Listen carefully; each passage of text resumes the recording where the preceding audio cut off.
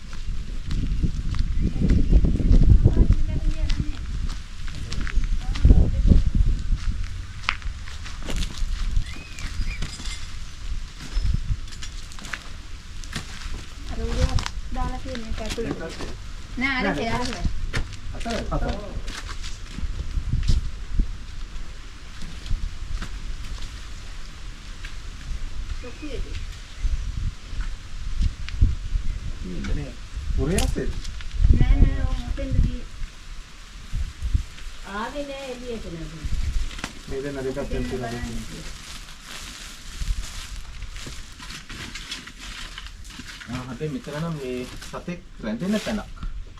ඈ? සතෙක් ලගින තැනක් කොහොම හරි. මෙතනද? ඔව්. හොඳට යන්නේන තැනක් අර මේ කුහරයක් වගේ තියෙනවා.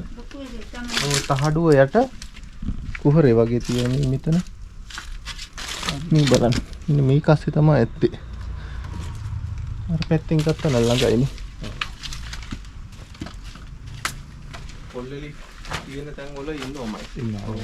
උණ කටුව තමයි වැඩිපුර හම්බෙන්නේ. ඔව්. උණ කටුව අපිට ගොඩක් හම්බ වෙලා තියෙනවා. ඔව්. නාගියොත් ඉන්නවා මේ සුලභව. මොකද මේ සීතලට ඔව් ඇවිල්ලා රැඳෙනවා. වැඩිපුරයි මීයෝ ගෙම්බෝ ඉන්න තැන්නේ. ඔව් right. ඒගොල්ලන්ව ආහාරයට ගන්න තමයි එන්නේ. ගොඩේ ගොඩරුකුත් තුලලා මෙතන ලොකු ගෙම්බෙක් හිටියේ නේද කන්න. ඔව්.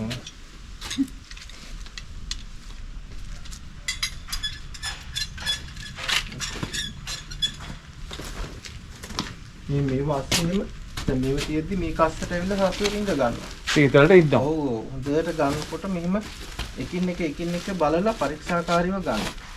ඒක තමයි කුමාරී කියන්නේ මොකක්ද? නෑ නෑ ආවේ නන්නේ අපේ. බලන්න හිටි. විතර දාන්න කරන්නේ.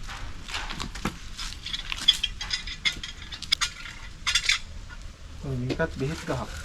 ඈ බෙහෙත් ගහක් මේ. එහෙමද? කොටකිඹුල කියන්නේ. හා කොටකිඹුල.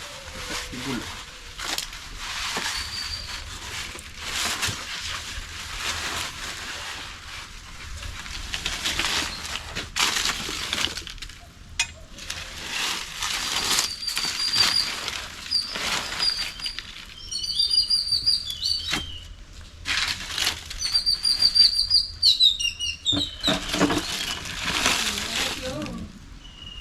කටකලුවෙක් වෙන්න ඕනේ කියලා.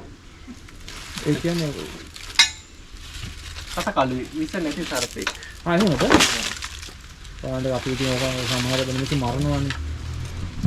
කටකලුවෙක් හරි නාගමාපිලෙක් හරි වෙන්නේ නැති කියලා මං කිව්වේ ඒකයි. නයික් නැත්තම්.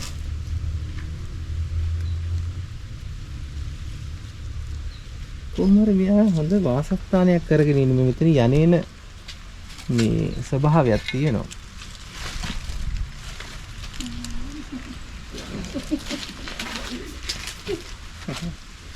විස නැද්ද? නෑ විස සර්පෙක් නෙවෙයි. බලන්න කොච්චර දැන් අපි දැන් නැත්තම් මරනවනේ සතා. ඔව් ඒක තමයි. ගැරන්ඩි එක නෙමෙයි. නෑ ගැරන්ටි නෙවෙයි. ඒක තමයි. කට කළු. ඊළඟ හැඩ එහෙ වගේ නේද? පොලි රටා තියෙනවා. මේ මම හිතන්නේ මේ විතර දාන්න ඉන්න සතෙක් වගේ. ඒ වගේ. මේක පුෂ්ටිමත්ව තියෙන විතර දාන්න වගේ.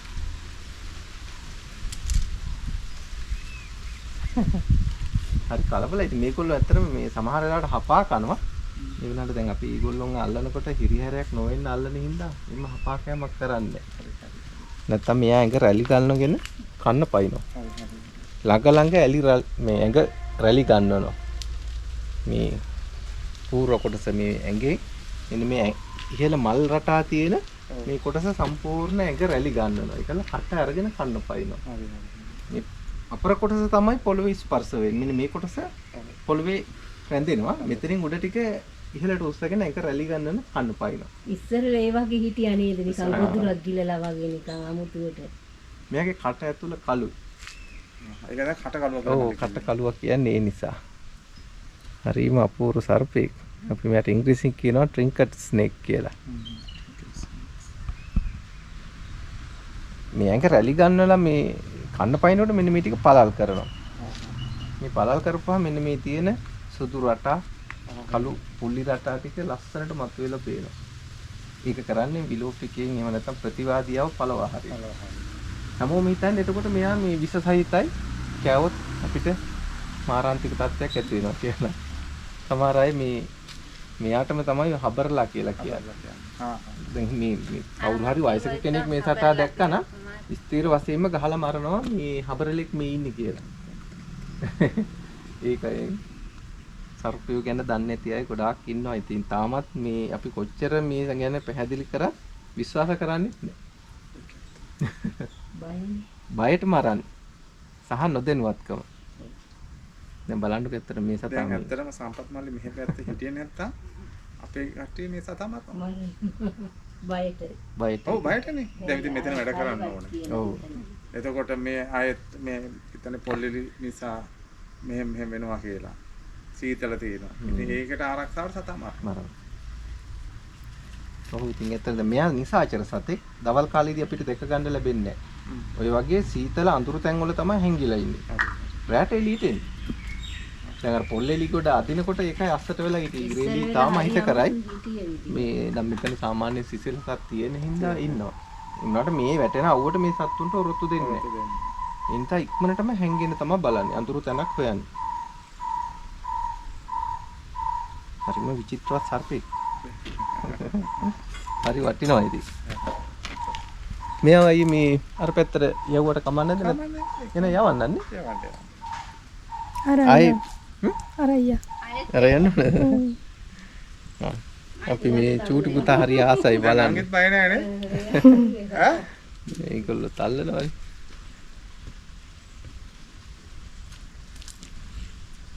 අද ඉස්කෝලේ ඉරලා ආවම මේ අපි චූටි එක්කන දැක්කාම ආයි කොහොමත් පැයක් දෙකක් විතර මෙයත් එක්ක ගත කරනවා. එහෙමද? ඒකල ඉතින් ආයි යවනවා. හරිම ආදරේ. චූටිට පෙන්නලා යවමුනේ. එහෙනම් අපි අරයි යන්න. හොඳයි මල්ලි ගොඩක් ස්තුතියි. එයා බලලා ඉවරලා එයාගෙන ඉතින් මේ සත්තු ගැන එයා ඉගෙන ගන්නවා ගොඩක් දේවල්. ඒ නිසා මම මේ විස නැති සත්තු සමහර වෙලාවට අරගෙන යනවා සුළු විස සත්තු. ගිහිල්ලා පැයක් දෙකක් එයාට අල්ලන්න කරන්න දුන්නාට පස්සේ එයා ගොඩක් ඉගෙන ගන්නවා. ඊට පස්සේ එයා මේ සත්තු යවනවා. මම ඉතින් අර විස සහිත සත්තු ටික විතරයි විල්පත්තුවර ගිහිල්ලා නිදහස් කරා. එහෙනම් අයියා ගොඩක් ස්තුතියි සතා ගැන දැනුවත් කරලා. මම මෙයාර යන්නේ. බලන්න අර කුණ කටුව තමයි භයානක. ඒ නිසා ගොඩාක් වැඩ කරනකොට සැලකිල්ලෙන් වැඩ කරන්න. හොඳයි මල්ලි. පොල්ලේලි තියෙන තැන් වල ඉන්නවම. අනිවාර්යෙන් තියෙනවා. අපිටත් හම්බෙලා තියෙනවා. ඒක තමයි. කවා ගන්න නම් එපා. ඔව් නේද? අනිවාර්යෙන් මොකද දැන් එයා උග්‍ර විස සර්පෙක් විදිහට සලකන්නේ. මේ වකුගඩු වලට හානි වෙනවා. එහෙමද? ඔව්. යා.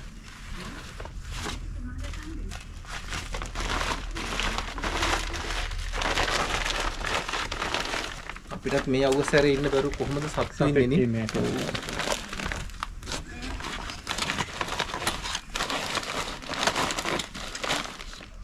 බිත්තර දාන්න වගේ ඉන්නේ. පිට දානවා වගේ නේද? මේගොල්ලෝ කිව්වේ ගොදුරක් ගිල්ලා කියලා. නෑ බිත්තර දාන්න වගේ. ඒ කියන්නේ එයාගේ වාසස්ථානයක් වින්දයි මෙතන. මට හිතෙන්නේ එතන තමයි එයා ඉන්නේ. මොකද අර තහඩුව යට තිබ්බ නිකන් බෙනේ වගේ කිරිමැදිලා තියෙන්නේ. ගන්නකොට මම ඒකයි කිව්වේ මෙතන මේ රිංගලා තියෙනවා වගේ පේන්නේ හොඳට කියලා. සමහර එයා හිටපු තැනක්ද වෙනස් සතෙක් රිංගලා හිටපු තැනක්ද කියන්න බෑ. කොහොමත් එයාට එතන හොඳයි කියලා තමයි රිංගලා තියෙන්නේ.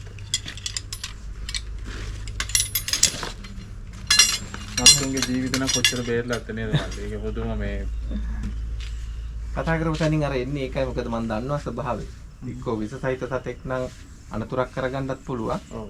කොහොමත් මේ මං ආවේ නැත්තම් ওই සත්තු මරනවා. අනිවාර්යයෙන්. හරි නේද? හොඳයි. thank you. හරි.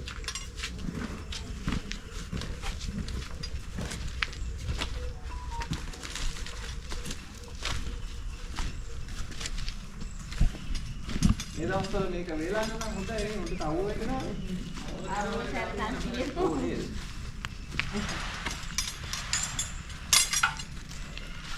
පුතාලා ඉස්කෝලේ ගියානේ? ඈ? පුතාලා ඉස්කෝලේ ගියා? ඔව් ඔක්කොම ඉස්කෝලේ යනවනේ දැන්.